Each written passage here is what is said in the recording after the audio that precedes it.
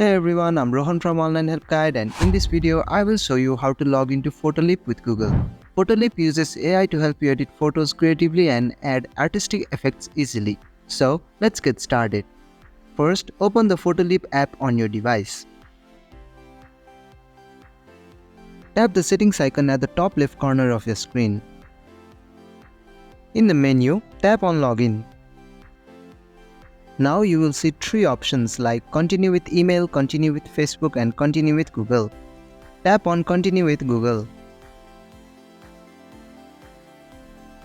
Select the Gmail account you want to use to log in.